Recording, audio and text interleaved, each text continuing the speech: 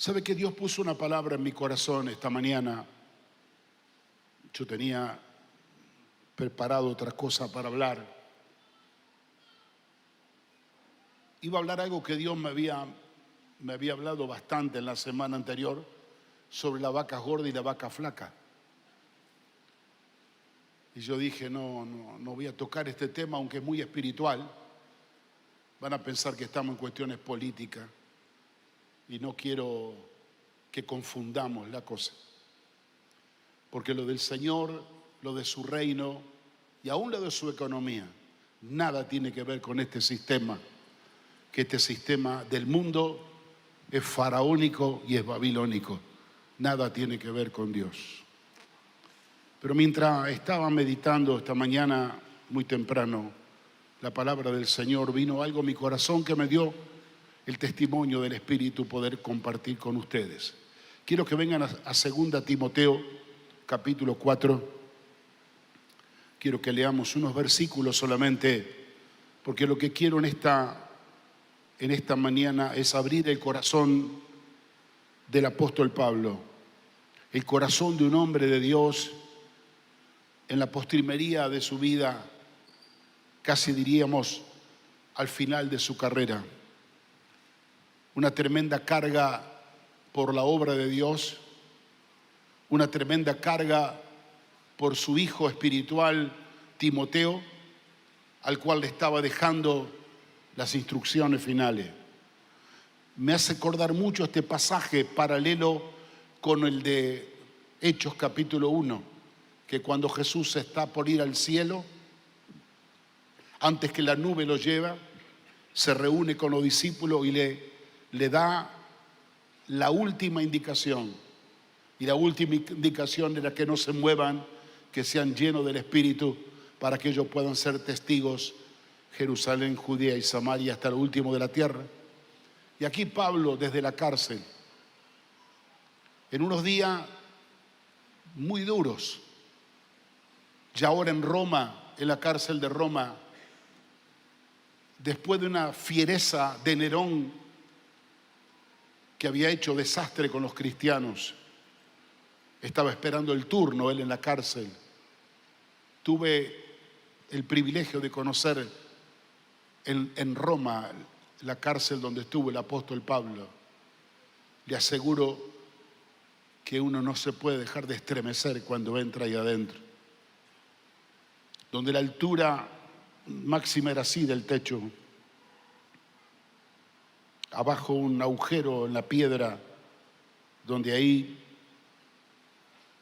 hacían su necesidad y donde se supone, dice la historia, que cuando le cortaron la cabeza a Pablo, cayó en ese agujero y se lo llevó el río. Y desde esa cárcel, desde ese lugar tan tremendo, Pablo escribe esta carta a su amado hijo Timoteo, pero para ser difundida en las iglesias del Señor. ¿Sabe qué? Yo soy muy amante de estas cosas que uno habla desde un nivel más alto, y más en los últimos tiempos de la vida de un hombre. Son palabras que uno tiene que recepcionar y tomar, que a veces no tienen nada que ver con las pavadas y las tonterías que andamos nosotros diariamente.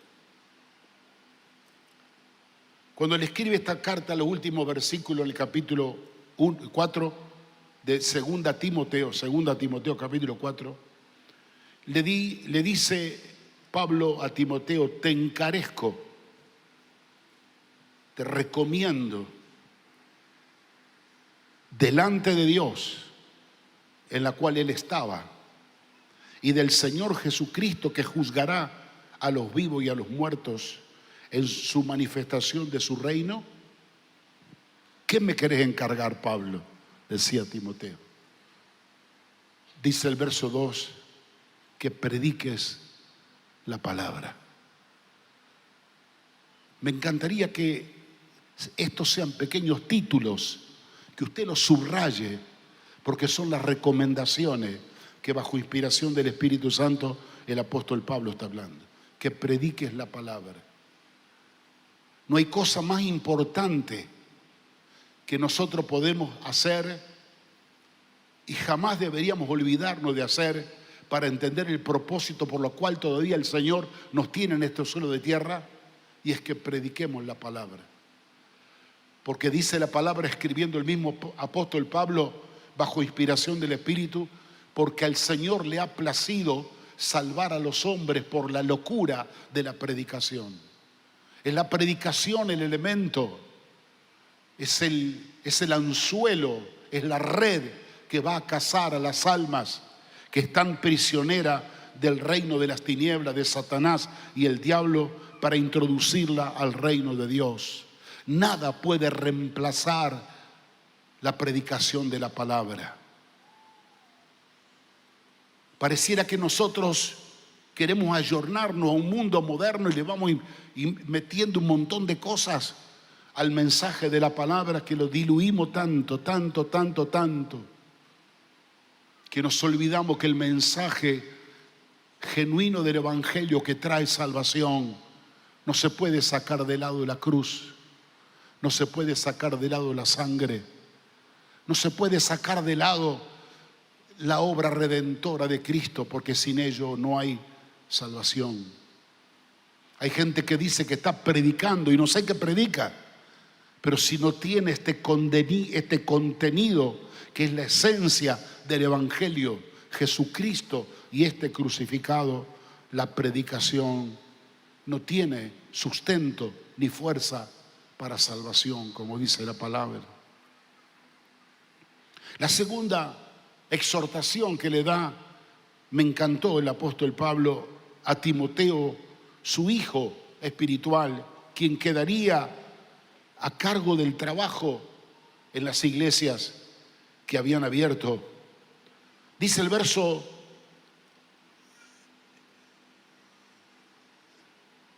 mismo 2, que inste, dice la segunda parte, en tiempo y fuera de tiempo, que redargullas, que reprenda, exhorta con toda paciencia y doctrina.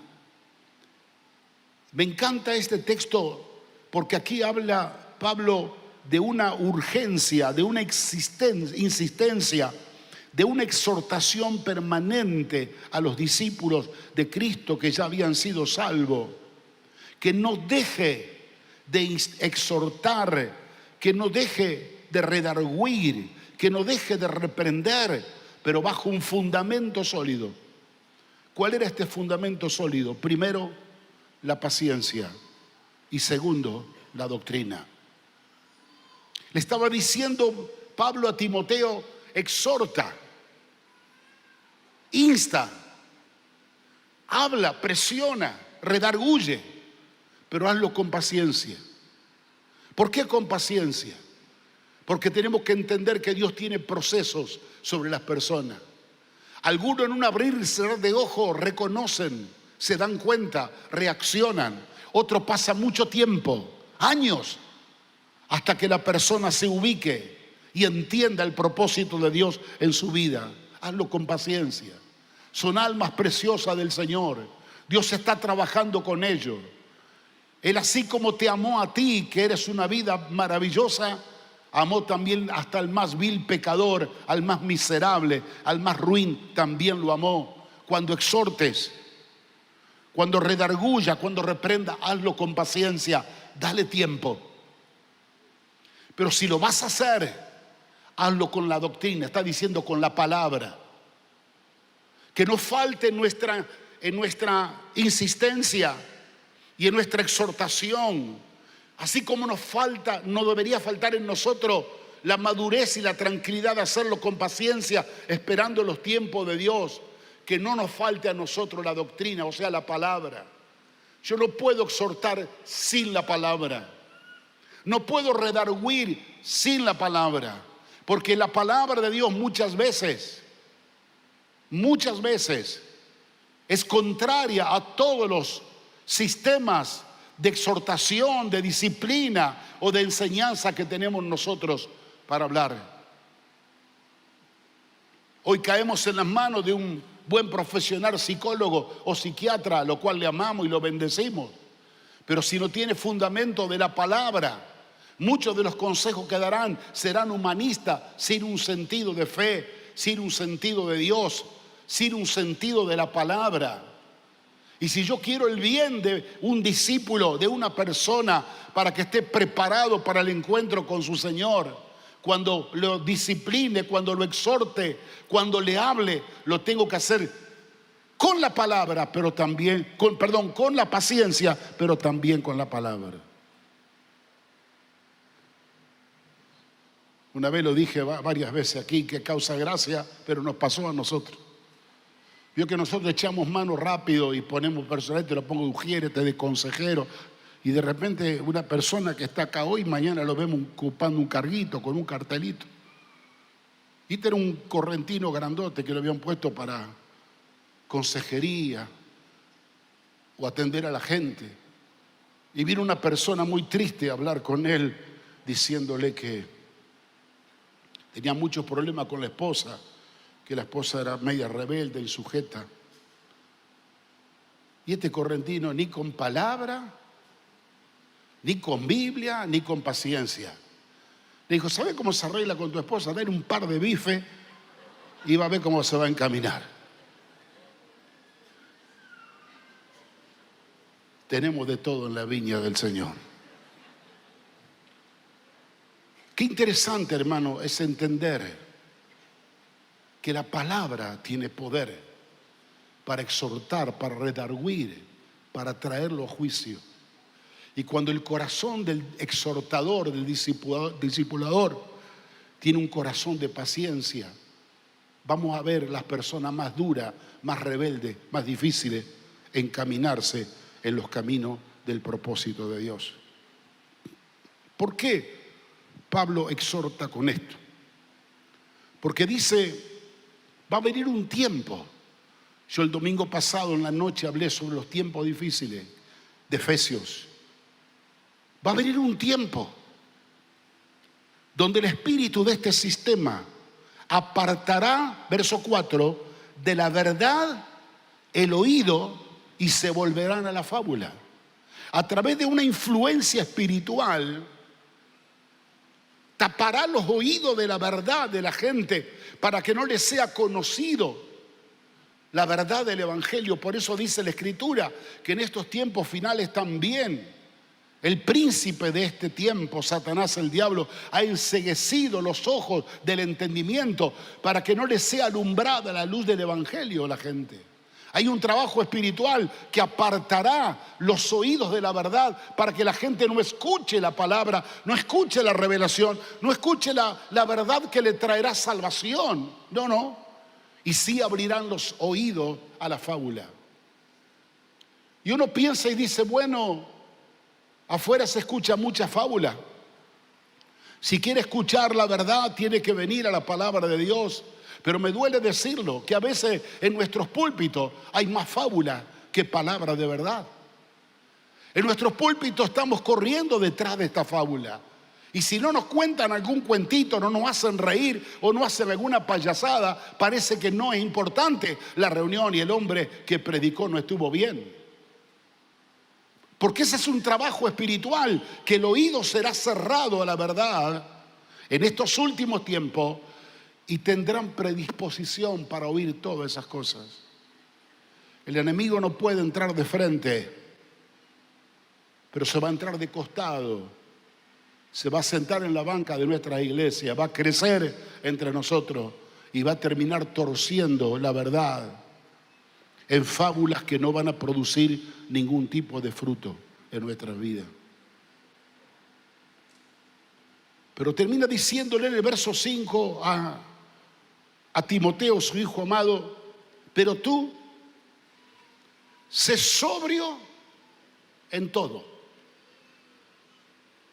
Y hermano, este versículo 5, qué lindo que nosotros somos discípulos de Cristo, deberíamos aprender. Pero tú, Timoteo, yo me voy a ir, no te voy a controlar, no te voy a poder exhortar.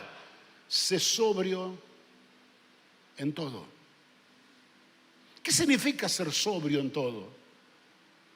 Ser sobrio en tu conducta, ser sobrio en tu proceder con los demás, ser sobrio en tu manera de comer o de tomar, ser sobrio en tu manera de vestirte, en tu manera de vivir, en tu manera de hablar. Sé sobrio en todo.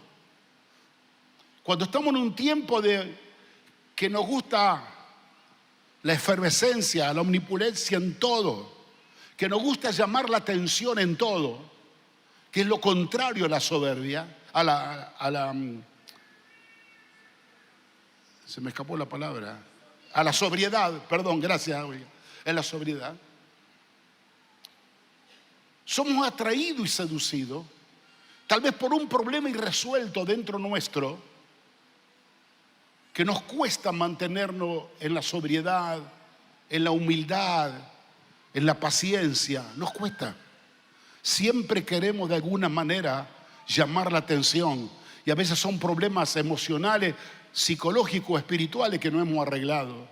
Y si no puedo llamar la atención por lo que digo, lo voy a llamar la atención por lo que hago, o por cómo me visto, o cómo me manifiesto, pero de alguna manera quiero que la gente vea que yo estoy ahí. Pero tú, Timoteo, sé sobrio en todo. En todo. Que la característica de tu vida sea resaltar tu sobriedad. Pero le dice algo más: soporta las aflicciones. ¿Qué pasa cuando tú estás muy cargado de aflicciones en tu vida y te acerca a alguien para orar por ti? ¿No te ha pasado que te has acercado para alguien? Ore por mí, hermano o hermana. Estoy muy afligido, estoy pasando cosas muy duras. Entonces viene el hermano, lo abraza, lo besa y le hace una oración evangélica muy buena. Señor, bendice a mi hermano o a mi hermana. Quítale toda esta aflicción que el enemigo ha traído sobre ella y está tan triste, tan agobiada. Líbrala en el nombre de Jesús. Y empieza a reprender a todos los espíritus de demonios. Y el apóstol Pablo le dice a Timoteo: van a venir aflicciones, y muchas aflicciones. ¿Sabe qué tiene que hacer con ella? Soportarla. Soportarla. Porque en el soportar la paciencia también hay un proceso del trabajo de Dios sobre tu vida, que te va a hacer madurar, que te va a hacer crecer, que te va a hacer desarrollar. Soporta con paciencia las aflicciones. Porque si el Señor no te la quita, y no nos dice que oremos para que no la tengamos, sino que están ahí y nos dice que la soportemos, un plan y un propósito Dios tiene para con nuestra vida, con las aflicciones. Sigue diciendo el verso 5: haz obra de evangelista, le dice a Timoteo. Timoteo no era evangelista, Timoteo era un gran pastor que llegó a ser un gran apóstol luego. Sin embargo, le dice: haz obra de evangelista. ¿Por qué?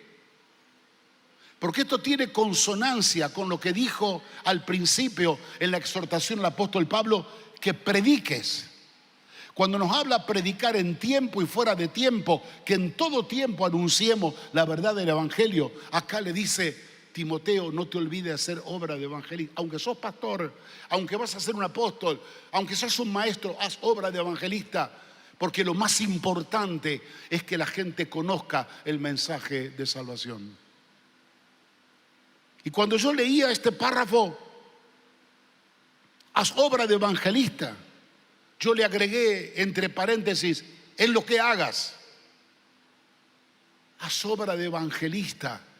No solo cuando te subes a un púlpito y quieres predicar y sanar a la gente y quieres ver milagro, haz obra de evangelista donde estás y en lo que hagas. Si eres lavador de auto, mientras lavas un auto, predica la palabra. Si eres un mecánico, eres un almacenero, uno que trabajas en una granja, estés donde estás, ahí está tu plataforma para hacer la obra de evangelista. No, pero en la iglesia yo tengo otros ministerios, yo canto, yo enseño, o soy ujier. Todo muy lindo, pero donde estás y en el lugar donde Dios te permita estar, no dejes de hacer obra de evangelista. Porque a todos nos llamó el Señor para ganar almas y para predicar el glorioso evangelio de Cristo que traerá salvación a la gente. Pero simultáneamente con esto, cuando le dice, haz obra de evangelista, inmediatamente le dice, pero no dejes de cumplir tu ministerio. No es que yo le agarro el gusto a que yo me hago el evangelista y abandono lo que el Señor ha puesto como carga en mi corazón. El misterio que Dios nos ha dado, al cual el apóstol Pablo exhorta, cumple con tu ministerio. Es un ministerio especial que Dios te ha dado y específico que nadie lo puede cumplir. Yo te aseguro que si le preguntaría al 90% de la gente que está aquí las cosas que hace con amor y con pasión por causa del llamado de Dios, yo no la podría hacer. Si tú no la haces, ¿quién la va a hacer? Sí que en el lugar donde estás no dejes de predicar y hacer la obra de evangelista, pero tu ministerio, la carga que Dios puso, la visión que Dios te ha dado, cúmplela. Porque si Dios te escogió a ti para hacerlo, no hay otro que pueda hacerlo. Amén, hermano. No diga este ministerio es menor. Al cumplir, bueno, no se ve tanto como el del otro. Todos los ministerios son importantes dentro del reino de Dios. Y aunque tu ministerio no sea visto, ni sea publicitado, ni tenga mucha propaganda, en el rincón de tu soledad, de tu intimidad, que estás haciendo lo que Dios te mandó, eso va a ser una bendición. Qué tremendo. Ayer me hablaba Jorge un testimonio precioso con su esposa, una carga hermosa que Dios le había dado por una familia que le han arropado, le han abrazado con amor.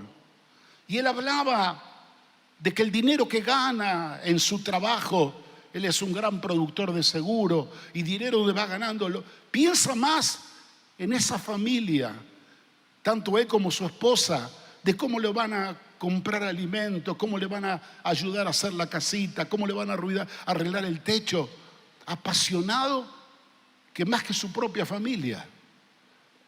No piensan tanto en ellos como de qué manera voy a ayudar a esa gente que lo necesita. Ahí está tu llamado, no dejes de cumplirlo. Por el cumplimiento de tu llamado, Dios va a bendecir tu vida y el resto que queda en tus manos. ¿Entiendes? Alabado sea el Señor.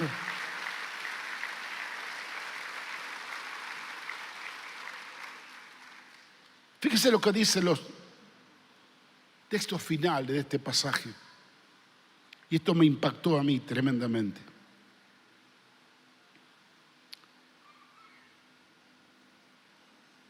Y espero que usted entienda lo que yo quiero decir.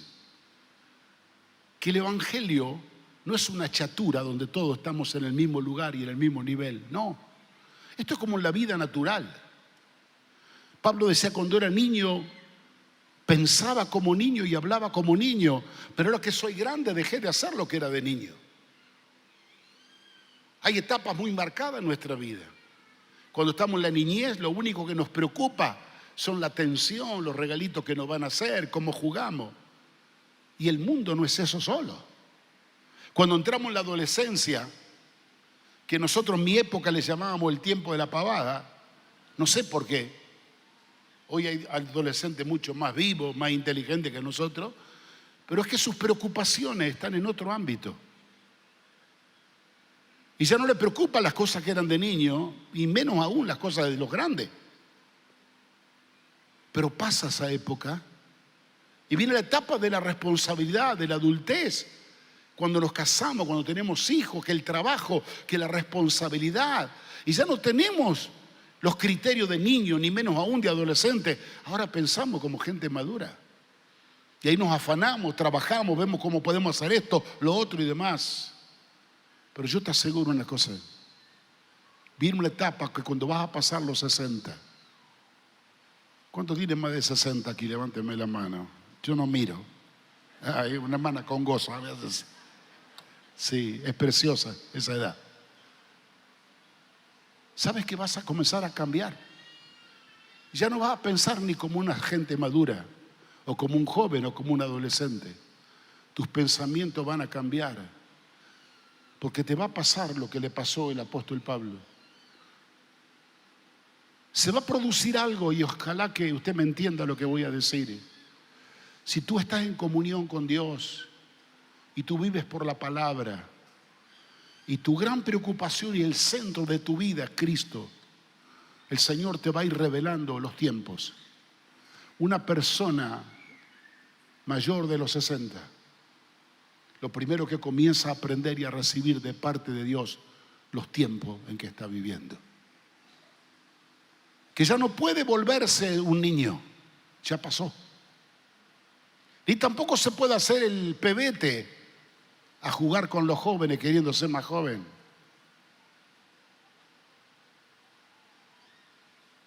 Y no importa por más delgado que sea, va a querer usar pantalones ajustados de colores. O chicas de 60 con los vaqueros rotos. Lo hacen. Pero no han entendido el tiempo. El tiempo en que estamos viviendo, dice Pablo, es un tiempo de apresuramiento. Pablo con gran criterio dice en el versículo 6, y me encanta alguna de las cosas que él dice en estas palabras finales. Dice, yo conozco que el tiempo en que estoy viviendo, lo conozco. Y sé lo que tengo que hacer en este tiempo. No puedo entretenerme en la tontería, en la pavada, o querer hacer las cosas que hacía cuando era un muchacho. Yo sé y conozco. Dios me ha revelado cuál es mi posición en la cual estoy. ¿Qué es lo que tengo y qué es lo que voy a hacer en el próximo tiempo? La primera cosa que dice él, yo sé, número uno, que el tiempo de mi partida está cercano. ¿Y sabe que subrayé la palabra partida? No dice, estoy conociendo que el tiempo de mi muerte ha llegado. Porque como hijo de Dios y como siervo de Dios no hay muerte, tenemos vida eterna. Hay partida. José Elías, mientras dormía esta madrugada, partió para ir con el Señor. Antes de anoche, a las 10 de la noche, partió el colectivo de Mar del Plata y Jorge se durmió. Partió. Cuando despertó, estaba en Rosario. Me contaba él. Tu partida, Pablo, es una partida visual para nosotros porque estás entrando, Pablo, a una nueva dimensión de vida que vas a vivir. Por eso habla mi partida. Mi partida en el viaje que tiene que ver a un arribo, a llegar a un lugar de destino, a donde me están esperando, donde voy a viajar. Mi partida. Yo sé que el tiempo de mi partida está cercano. En otras palabras, no voy a morir, voy a continuar mi viaje porque me espera otra tarea, me espera otro nivel más alto donde yo voy a vivir. Y vaya si era más alto. Voy a dejar esta cárcel sucia, llena de alimaña, donde no tenía ni una cama, ni un baño, no tenía una pileta donde lavarse. Pero él sabía que le estaban esperando mansiones celestiales. Sabía que le estaban esperando en la gloria los lugares que cualquier humano jamás podría diseñar, cualquier arquitecto o ingeniero, las mansiones de gloria que lo tienen preparadas. Entonces imagínense cómo estaba el corazón de Pablo. ¿Triste? No. Estaba esperando el tiempo de su partida. Porque él sabía que en lo natural no podía morir en la carne, pero entraba en una dimensión espiritual de un nivel más alto, donde él iba a continuar realizando la tarea que el Señor le había comentado. Él agrega en segundo lugar, dice, yo sé, y hablando del conocimiento y el entendimiento que tenía en esta última hora, yo sé que estoy listo para ser sacrificado. Él iba a padecer muerte en la carne. La historia dice que fue decapitado. Pero la muerte en la carne iba a ser solo en la carne. Él no moría porque lo iban a decapitar. Los ángeles de Dios primero lo vinieron a buscar y se lo llevaron a Pablo. Y lo que quedó fue el cuerpo que le decapitaron. Estoy seguro. Pero no tenía temor de definir el tiempo que estaba viviendo. Ni le preocupaba, ni le angustiaba, ni se desesperaba. Porque lo que tenía por delante, a lo cual él iba a recibir, era más sublime, más glorioso, más hermoso de lo que él estaba viviendo. Por eso dice el verso 7, con orgullo, rindiendo un balance de su vida. Y esto qué hermoso, hermano, es. Si tú te paras hoy y miras para atrás o te miras en el espejo retrovisor, ¿qué dejaste atrás? Algunos están dejando arrepentimiento. Uy, si hubiera hecho esto, si hubiera hecho tal cual cosa, me arrepiento de no haberlo hecho. Pablo dice con total honestidad en este balance de su vida: Timoteo, yo que te estoy exigiendo, que te estoy exhortando, hablando, aconsejando, en cuanto a mí te digo que yo ya peleé la batalla. Y dice, he acabado la carrera. No solo que él entendía que su tiempo estaba cercano, él sabía que todo lo que Dios le había encomendado ya lo había hecho. Estaba viviendo como en un reposo espiritual porque todo lo que el Señor le había encomendado, él lo había hecho. Por eso dice, he acabado la carrera. Pero sobre todas las cosas, he guardado la fe. El Señor Jesús había profetizado en el libro de Mateo que cuando Él venga, hallará fe en la tierra. Que por haberse multiplicado la maldad, el amor de muchos se iba a enfriar. Pero aquí, orgullosamente, Pablo dice, yo fui perseguido, fui pasado, pero por diversas pruebas, adversidades, he peleado mi buena batalla, la he peleado todas las batallas. Mi carrera la terminé, ya no corro más. Atesoro mi fe, que no me la robó la falta de amor de los hermanos, ni las persecuciones, ni lo que hizo este salvaje Nerón. Nada me ha robado mi fe, que la tengo viva, la tengo poderosa, fuerte en mi vida. Porque esa es esta fe la que me proyecta a esta vida nueva que hasta ahora acarició la esperanza, pero que va a dejar de ser esperanza cuando llegue a los brazos tiernos del Señor. Hermanos, lo más hermoso que podamos tener es no perder la fe. No permitan que nos roben la fe, porque la fe es el resorte que nos hará saltar a las mansiones eternas. Que no perdamos nuestra fe, nuestra paciencia. Yo dice, me parece ver a un corredor o a un verdadero deportista que está cerrando su lugar donde guarda todas las cosas, sus botines, el uniforme, todo lo usé. Ya he terminado mi carrera. Me saco los botines, dejo mi espada para luchar, dejo todo y me preparo para lo que el Señor ya me avisó, que es pronta mi partida. Que en cualquier momento me anuncian desde los cielos eternos que ya mi bus está por partir y yo tengo que subirme porque me está esperando una tarea del otro lado. Y esto lo estoy esperando con paciencia, con fe y con mucho amor. ¿Por qué? Dice el apóstol Pablo concluyendo las palabras. Dice verso 8, por lo demás me está guardada la corona de justicia, la cual me dará el Señor juez justo en aquel día. Pero no solamente a mí, sino también a todos los que aman su venida. Me llama mucho la atención y con esto concluyo, hermanos. Él menciona todo lo que vivió, lo que pasó, las peleas, sufrimiento, todo. Pero ahora por lo demás, dice, por lo que viene adelante, lo único que me espera es alcanzar la corona de justicia, que el Señor la tiene preparada para mí.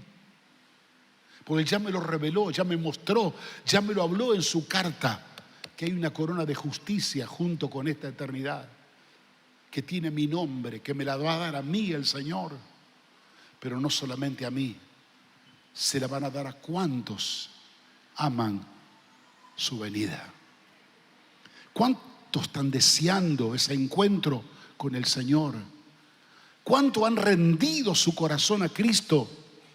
¿Cuánto aquellos han entrado en este nivel espiritual de darle la prioridad y el primer amor al Señor?